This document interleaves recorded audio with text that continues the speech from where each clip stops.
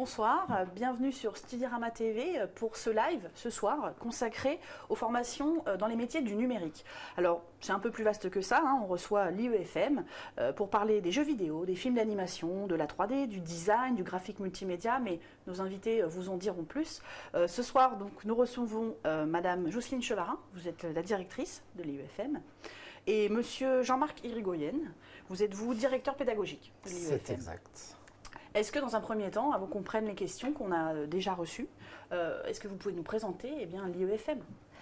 Alors l'IEFM, qui littéralement veut dire Institut d'enseignement et de formation multimédia, est situé à Pérols, donc à 10 minutes de Montpellier, sur la route des plages, tout ça pour faire rêver.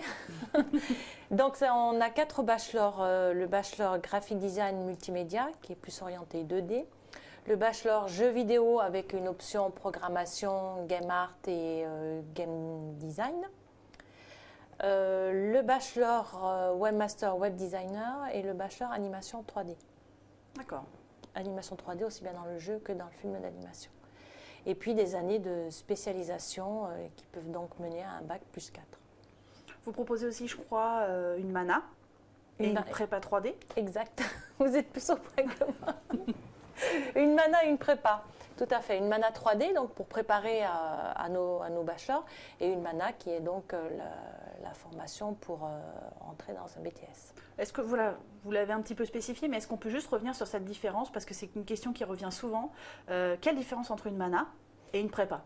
Puisqu'il s'agit toutes les deux d'une espèce de mise à niveau. Donc concrètement, et là dans votre établissement en particulier, quelle différence mana, prépa?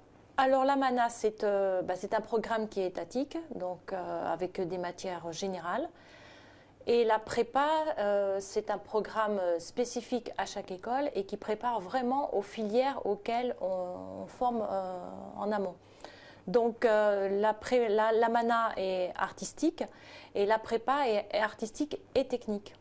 D'accord, il y a plus un côté technique qui prépare à l'entrée dans vos filières derrière. Voilà. Et la prépa peut être une aide également au choix du bachelor. Souvent, il y a des étudiants qui hésitent entre un bachelor jeu ou un bachelor animation. Oui. La prépa peut leur permettre de se poser et de faire ce choix, soit de la filière, soit même d'une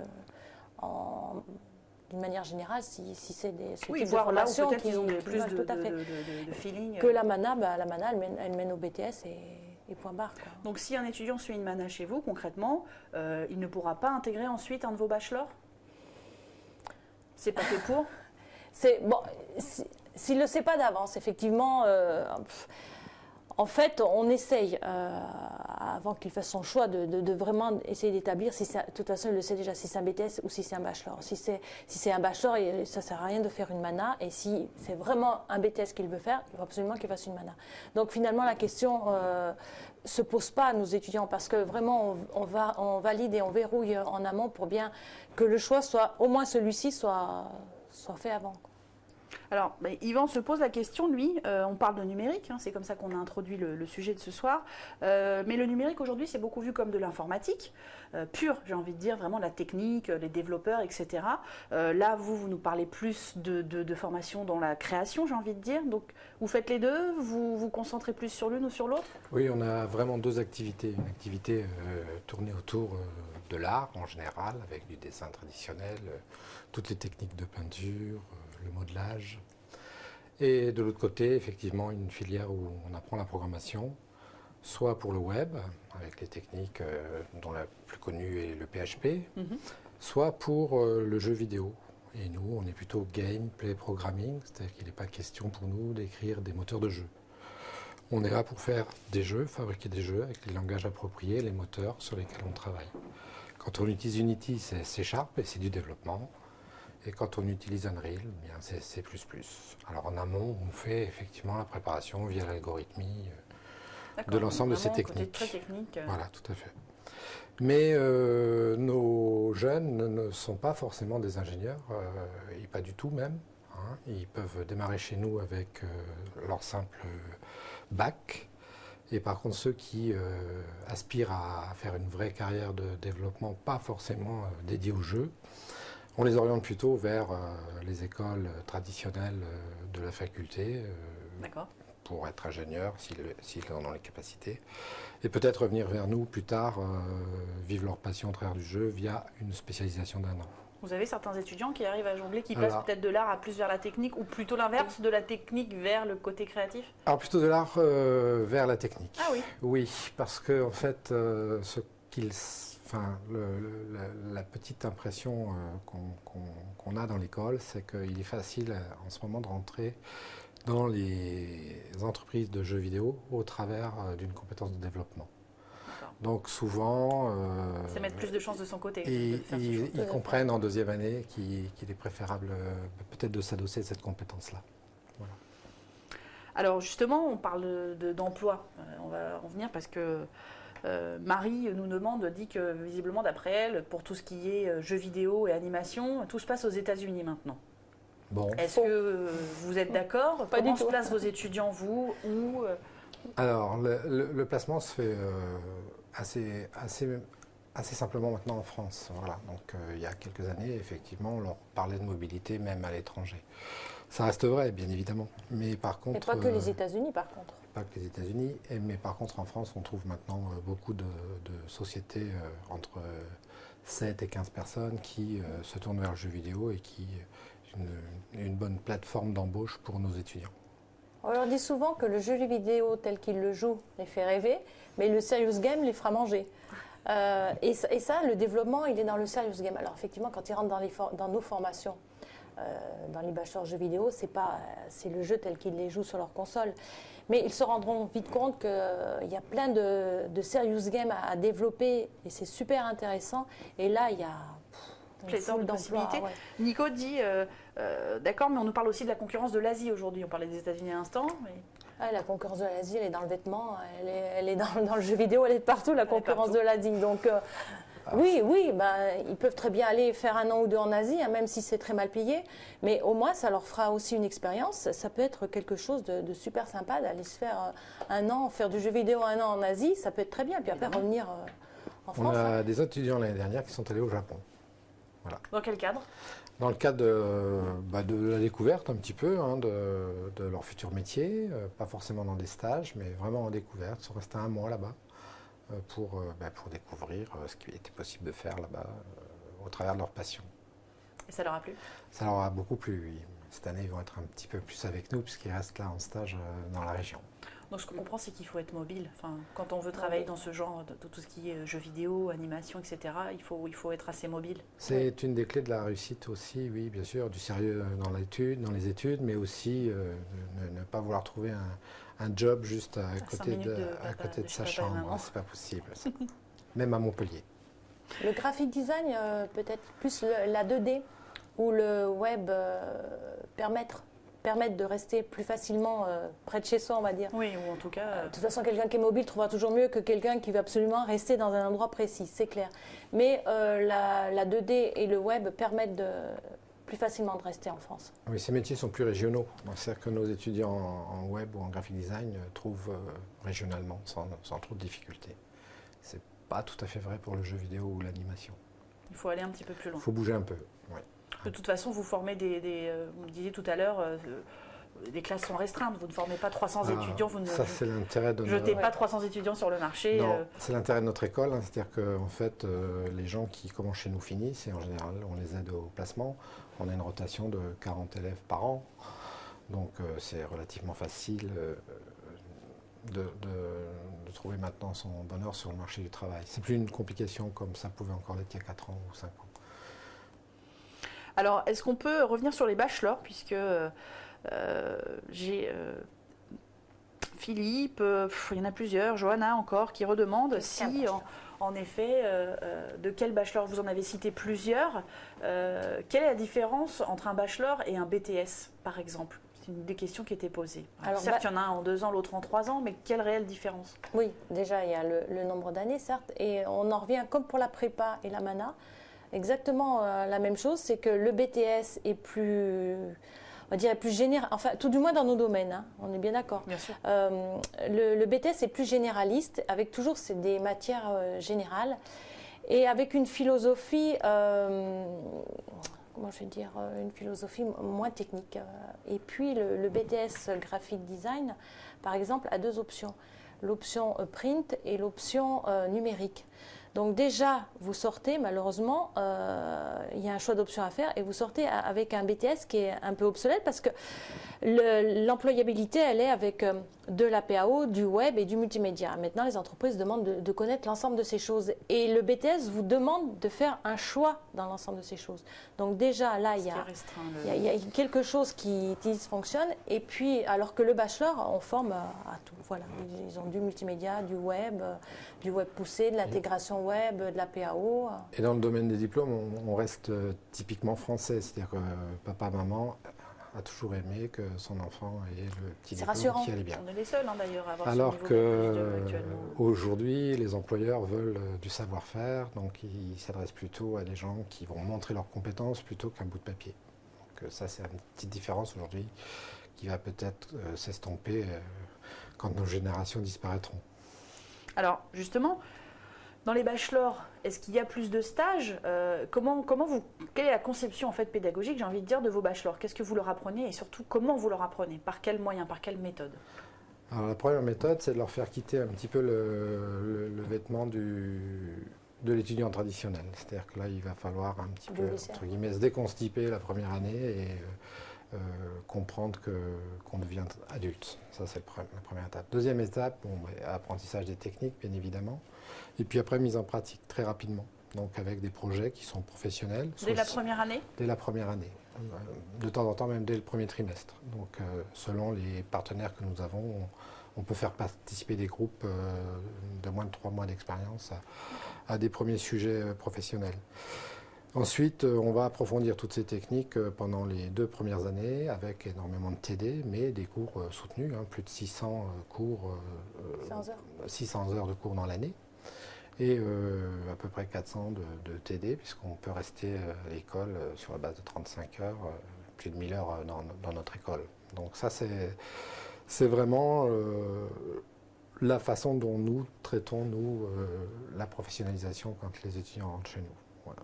Ils ont 6 mois de stage à faire dans les 3 années de bachelor. Donc c'est vrai que la première année, selon les filières, c'est compliqué de trouver un stage parce qu'on n'a pas non plus acquis beaucoup de techniques. Mais en deuxième, voire troisième année, faire 3 et 3, ou, voilà, ils s'organisent comme ils veulent. Ils ont à la fois donc, toute la validité de faire un stage, de faire un travail alimentaire, comme on dit, et de prendre quand même quelques jours de vacances. Donc voilà, ils s'organisent comme ils veulent dans ces 3 années pour faire 6 mois de stage. D'accord. Et du coup, au niveau en fait de l'apprentissage, il y a plusieurs internautes qui se demandent en fait si on connaît des réussites notables de vos étudiants. Moi, j'ai vu que certains avaient gagné en effet un concours, je crois, plusieurs même. Est-ce que vous pouvez nous parler un petit peu des projets sur lesquels travaillent vos étudiants et sur lesquels ils ont des belles réussites? Oui, enfin les projets, on en a certains avec des entreprises qui n'ont pas forcément une visibilité intéressante, connue oui, ou démonstrative en tout cas. Voilà. Oui, mais par contre, oui, certains travaillent avec le CNRS, d'autres avec le CIRAD, chez nous en tout cas, avec des projets qui sont assez importants. Qu'est-ce que le CIRAD? Le CIRAD, en fait, sur le département avec qui on travaille avec des vétérinaires qui s'occupent de la faune en Afrique. Et que font vos étudiants, du coup, pour eux? On réalise c'est original? Oui, tout à fait. Oui. On réalise des logiciels qui vont permettre de suivre les troupeaux, qui ont une grosse activité de déplacement, bien sûr, et les nomades qui suivent, et de gérer toute la partie, en fait, de vie de ces nomades pour pouvoir adapter le territoire et en référer à la gouvernance locale pour peut-être mettre par exemple des hôpitaux à des endroits plutôt qu'à d'autres, simplement parce que les populations se déplacent avec les animaux. On a travaillé avec le Siquarium on a un jeu qui tourne au Siquarium du Gros-du-Roi qui a été fait avec le CESMED et EVAE.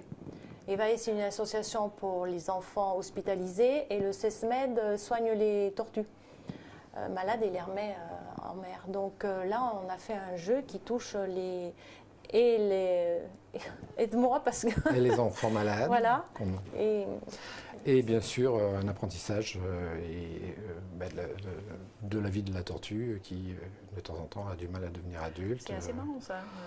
Alors on a Ah d'autres oui, c'est activités, très- par exemple, peut-être qui vont pas tarder à être connues au travers d'un La d'un chef. top chef qui s'appelle Petit Un Pierre, top chef donc de Béziers, et qui qui fait une bande dessinée et qui veut faire en suivant le jeu.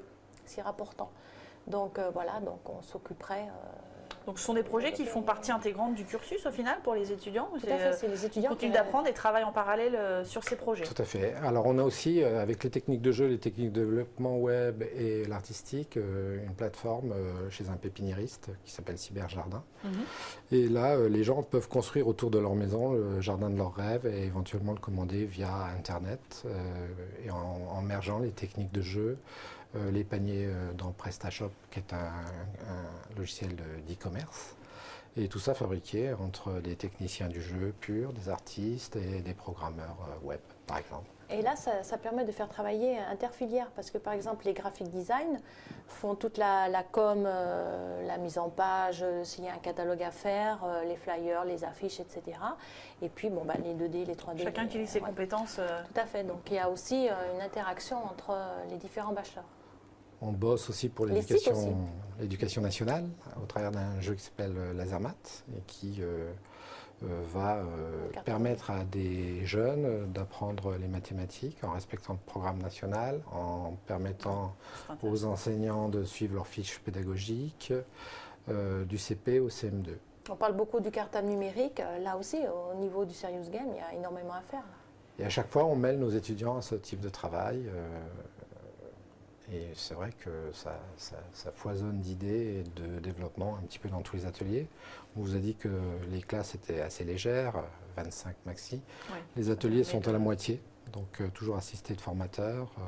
Les programmeurs vont se spécialiser dans leur travail tout en étant en relation avec leurs collègues graphistes à côté, en 2D comme en 3D. On a un étudiant aussi qui a été cette année embauché à Ubisoft Annecy. Absolument. Oui. Pour moi, je ne sais plus où il est, mais je n'ai pas le nom de sa société. Mais aussi Société AMA à Rennes, donc pareil, des gens qui maintenant arrivent au travers de la réputation de l'école, qui progressent tous les ans à se placer dans des entreprises sympathiques. C'était ça, je crois, la question. Oui, oui. Et est-ce que vous suivez vos anciens? Est-ce qu'ils participent encore à la vie de l'école? Est-ce qu'ils prennent des stagiaires? Alors l'école va bientôt avoir 10 ans. Donc, Ce qui est assez jeune. oui, déjà. Il y a eu vraiment, je pense, 2 étapes. Il y a eu les 5 premières années et puis celles qui naissent maintenant au travers des 5 ans. Les filières sont costauds en termes de personnes depuis 3 ans. C'est-à-dire que là, maintenant, on est passé de 8 à 25 par classe. Donc, effectivement, on a un suivi un petit peu plus sérieux, entre guillemets. Enfin, il était sérieux par le passé, mais plus régulier aujourd'hui. Oui. Pour savoir ce qui se passe vraiment en termes de placement. Bien que ce ne soit pas forcément la responsabilité d'une école que d'avoir 100% de placement. Nous, on y est très intéressés parce qu'on a l'âge pour ça, mais le placement, il se fait aussi avec, comme on le disait tout à l'heure, la motivation de l'étudiant, de la famille et puis bien sûr de ses formateurs.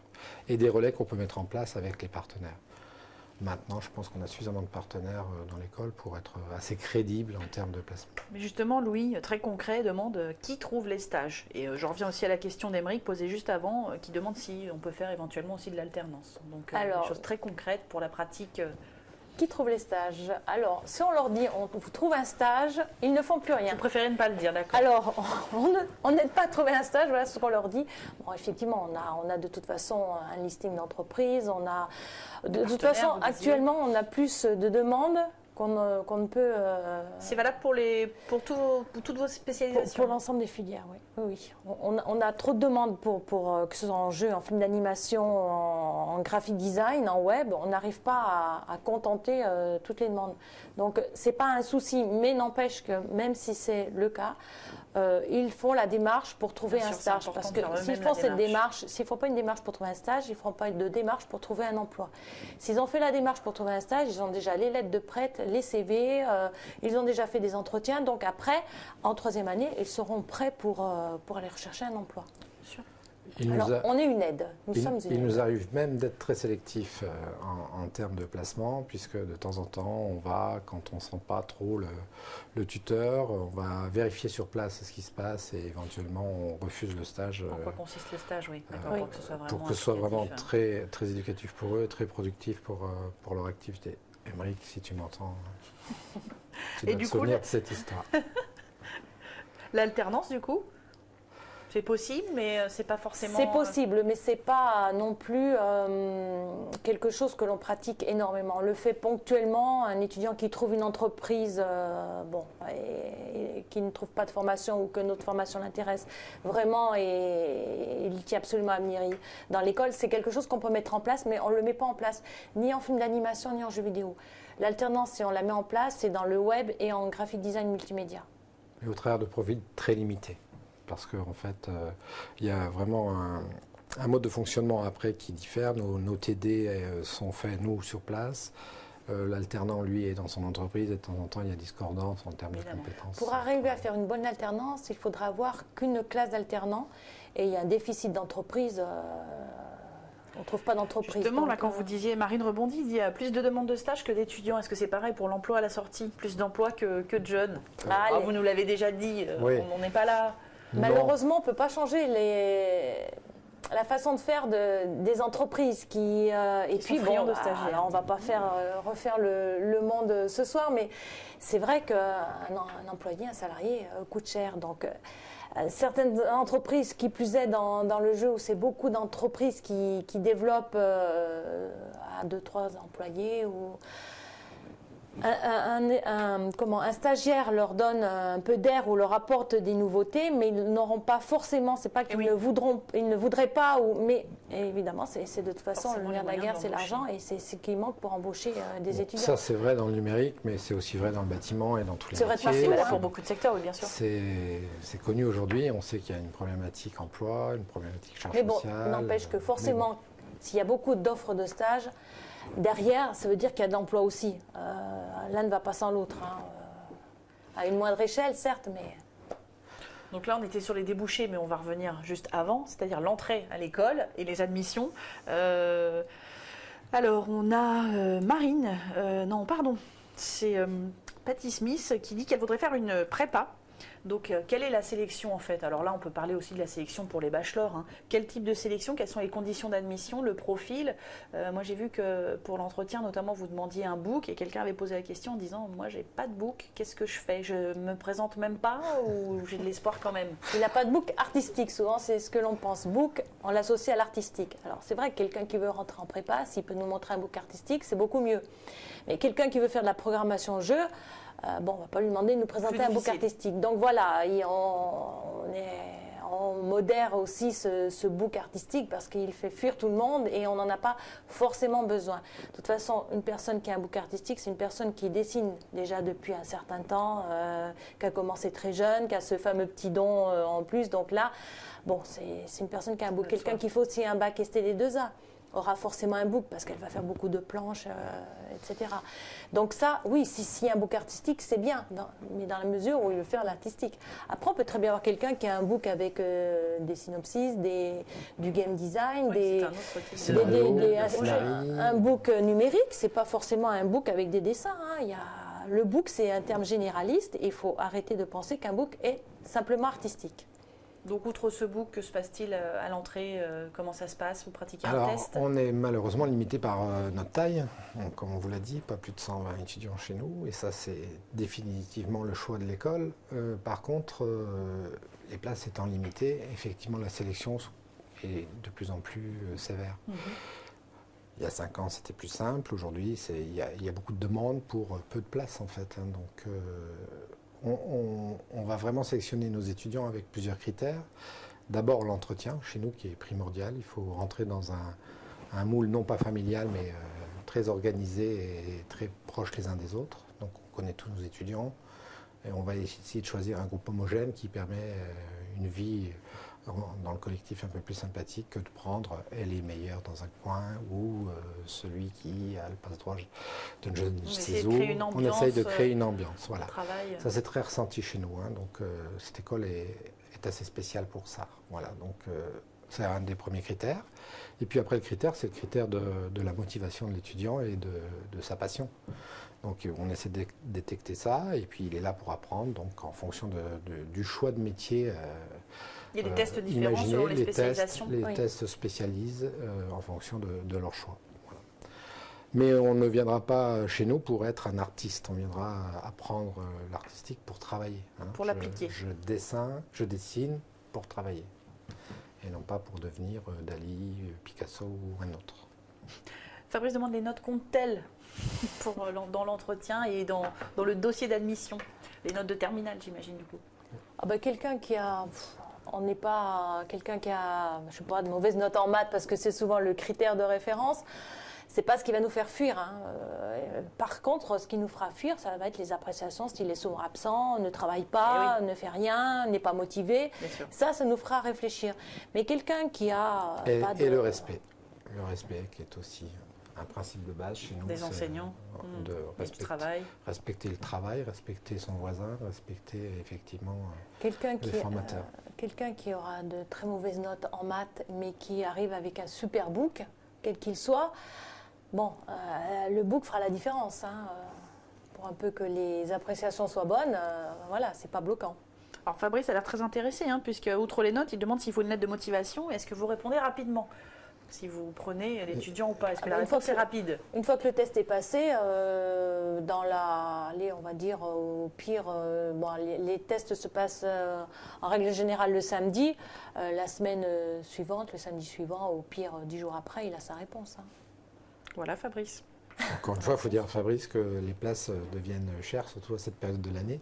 Oui. Donc on est quand même bien avancé dans le recrutement. Donc si on répondra dans tous les cas, hein, mais il faut de toute façon passer les tests, quoi qu'il arrive. Mais de toute façon, il faut s'inscrire sur le site pour passer les tests. Donc voilà, et après on reconvoque derrière. Mais la première démarche, c'est aller s'inscrire à la date du test. D'accord, on choisit sa date et on est convoqué. Et sa ville.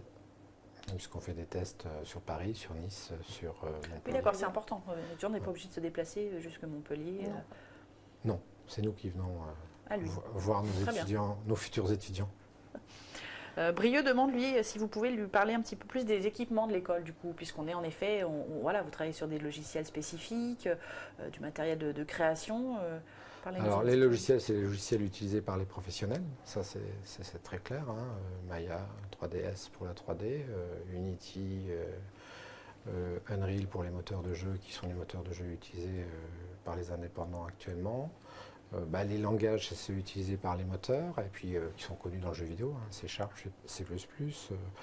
En web, c'est toutes les lignes de programmation connues, PHP, MySQL, JavaScript, j'en passe certainement, Symfony pour les plateformes WordPress, les plateformes e-commerce comme PrestaShop, quelques développements spécifiques au travers de produits maison aussi qu'on voit en reverse engineering. Dans le graphisme, tout ce qui est Photoshop, Flash, InDesign. Toute la suite. Voilà. Tout ça en libre service un petit peu? Les étudiants peuvent travailler, ont des salles pour travailler. En atelier, oui. Même la nuit, j'ai envie de dire, parfois sur des projets. On fait les battles, oui, la nuit aussi. On a des programmes qui sont validés au travers de notre process ISO 9001, puisqu'on est certifié ISO 9001, donc des règles de qualité qu'on s'impose et sur lesquelles on construit des cours de 35 heures. Avec à chaque fois une évaluation du niveau obtenu. D'accord. Donc jusqu'à l'expertise, donc à partir de 3 modules de 35 heures. Et après, énormément de TD pour ancrer ses compétences, quoi. Voilà. Pour en revenir à la question, on travaille sur des i7, on a des caméras de prise de vue, on a une salle où on a un fond vert pour les prises de vue et photos et caméras et films. Qu'est-ce qu'on a? On a la caméra. Le mot ne vient pas, c'est pas le drone. Je sais pas ce que tu avais sur le caméra. Ah oui, d'accord. Spécifique. La GoPro. Voilà, on a des GoPro, voilà, on a des tablettes, on a des tablettes graphiques et numériques. Les ordinateurs sont changés par tiers tous les ans. C'est-à-dire que l'appareil, ce sont des règles ISO 9001 qu'on s'impose. Le matériel est toujours jamais obsolète. Et en ce moment, on a des I7 de partout dans toutes les classes. Et par tiers, ils disparaissent pour être remplacés par la gamme du dessus. Voilà. Alors Brieux demande toujours si on doit prévoir soi-même des achats d'équipements quand on intègre votre établissement. À part un disque dur, avoir un ordinateur qui fonctionne bien chez soi. Exactement. Oui, s'il veut travailler chez lui, c'est préférable d'avoir un ordinateur chez lui, mais ce n'est pas une obligation pour sa scolarité chez nous. Donc il peut rester de toute façon à l'école dès le matin à 8h, puisque les cours démarrent à 8h30, mais on est là. Et jusqu'au soir, 7h, 7h30, 8h, on arrive même de les mettre dehors, parce qu'on est fatigué, nous aussi, on veut rentrer. Et donc là, il y a vraiment une plage horaire importante, en tous les cas en province. Je ne sais pas comment ce sera à Paris cette année, mais en province, on a la chance d'être à 10 minutes de l'école, ou allez, une demi-heure maximum, quoi. Donc les jeunes motivés sont très passionnés et restent avec nous. C'est l'ambiance, ça. C'est ce qui fait qu'on est un peu différent des autres. Mathieu justement dit, est-ce que les étudiants qui ne sont pas forcément de la région peuvent se loger pas trop loin de votre établissement? Est-ce qu'il y a, je ne sais pas, des résidences Très étudiantes ou chez l'habitant? Alors, c'est pas comme à Paris, c'est ça, je pense que voilà, c'est ça la question. Mathieu, à Montpellier, on a la plage à 7 km, Carnon, tous les appartements, Carnon, Palavas, tous les appartements sont libres pendant toute la scolarité, puisqu'ils sont loués l'été aux Parisiens, justement, aux vacanciers. Ah oui, donc ça c'est un peu plus simple pour le logement des étudiants. C'est très simple pour les étudiants et finalement assez accessible. On n'a aucun problème de logement pour les étudiants, parce qu'il y a tous ces petits studios-là en bord de mer. Et puis, on a quand même des résidences style étudiantine, pour ne pas les nommer, et d'autres, qui sont sur le trajet du tram. On a la chance d'avoir l'école. C'est une ville très étudiante, oui, là, l'école est à quoi? Des équipements pour les étudiants. Tout à fait, à 3 minutes du tram. Donc, voilà, ils se trouvent sur la ligne du tram. Ils peuvent loger aussi bien en bord de mer comme en centre de Montpellier. Il y a le choix. Et si on va plus loin que Montpellier, Mathieu demande toujours, vous parliez du Japon tout à l'heure, est-ce que vous avez des partenariats internationaux qui permettent justement ces échanges? Non, on a une association avec qui on bosse qui effectivement peut prendre en charge des stages et trouver les entreprises à l'international. Mais ça nécessite quand même une participation des familles. Bon, les stages sont payés, mais en même temps il faut payer son voyage, donc globalement l'équilibre est à 0. Et il y a une association avec qui on bosse qui permet de faire ça. Et après, c'est vraiment à la disposition de l'étudiant, mais ça a un coût, effectivement. Du coup, ils ne sont pas nombreux à le faire? Alors, non, ils ne sont pas si nombreux que ça. Il y a vraiment des gens qui vont plus pour le côté je voyage que le côté je travaille, ça c'est clair. Et ils ont bien raison de le faire à leur âge. C'est quand même un petit truc sympa d'aller voir ce qui se passe ailleurs. Je ne sais plus si vous l'avez mentionné, Étienne tout à l'heure demandait si vous formiez au métier de développeur. Alors développeur, oui pour le jeu, oui pour le web. Mais qui sont bien séparés. Séparés, en tous les cas, il y a deux formations différentes pour deux métiers différents. Mais la frontière n'est pas si loin que ça, parce que, encore, comme je vous le disais tout à l'heure, les techniques de web, au travers des web players, maintenant, peuvent tout à fait être utilisées, les techniques de jeu, dans des sites internet. Oui. Voilà, donc c'est un peu lié au final. Il est important de pouvoir traiter la frontière entre le jeu et le développeur de jeu et le développeur de web au travers par exemple des web services. La gestion de ses inventaires, la gestion de la communauté se fait au travers du web tout en étant intégré dans un jeu vidéo. Donc la frontière devient de moins en moins visible. Oui, bien sûr, les deux univers se rapprochent. On arrive quasiment à la fin de ce live. Est-ce qu'il y a des projets de développement pour votre établissement ou vos formations dans les années à venir, pas forcément à court terme, mais... De l'école? Oui. De l'école? Oui, il y a énormément de projets dans l'école. Déjà, d'être les meilleurs, ça, c'est ce qu'on veut. C'est un bon projet. On l'est déjà, donc c'est même plus un projet. On n'arrête pas de le répéter aux étudiants. Si vous voulez trouver les meilleures places, il faut qu'on soit tous les meilleurs. Donc ça, c'est vraiment un vrai projet, et on veut le montrer.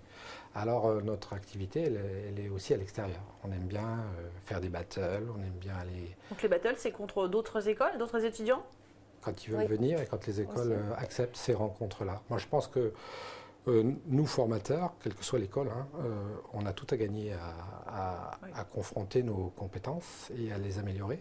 Mais par contre, pour les étudiants, et c'est vraiment pour eux qu'il faut bosser, c'est le monde de demain, c'est eux qui paieront notre retraite. Je pense que c'est bien de faire en sorte qu'ils se rencontrent et eux aussi voient vraiment où il faut foncer pour être opérationnel demain. Et là, très prochainement, les étudiants vont partir au Laval Virtual Fantasy. Donc, ils ont été invités déjà l'année dernière. Nous sommes réinvités cette année pour que 4 de nos étudiants vont faire la battle là-bas. Et on a aussi une démo du jeu qui a été primé au MIT qui va être faite lors de ce Virtual Fantasy à Laval. Donc beaucoup de rencontres avec nos homologues, ça nous intéresse. C'est aussi une piste de développement pour nous. Et puis rayonner dans les régions dans les 5-6 ans. Vous installer ailleurs qu'à Montpellier? Avec les formateurs qui sont avec nous, qui sont jeunes et qui prendront le relais plus tard et qui vont pouvoir distribuer des formations qui seront uniformes sur tout l'Hexagone et pourquoi pas un petit peu ailleurs. Développement sur Paris, développement sur Nice dès qu'on a trouvé un directeur, développement... Donc, ah oui, appel à à candidature. D'accord, bon, c'est bien, c'est l'occasion, vous avez raison. Donc, si vous voulez venir à Montpellier, vous êtes la bienvenue. Écoutez, c'est pas trop mon domaine, c'est pas ma spécialité, mais ça, moi ça m'intéresse. Donc voilà, c'est la fin de ce live. J'espère que ça a intéressé autant les internautes que moi, même si je suis pas du tout créative ou douée en art, mais voilà. Je vous remercie d'avoir suivi ce live et je vous donne rendez-vous pour un prochain rendez-vous. À bientôt.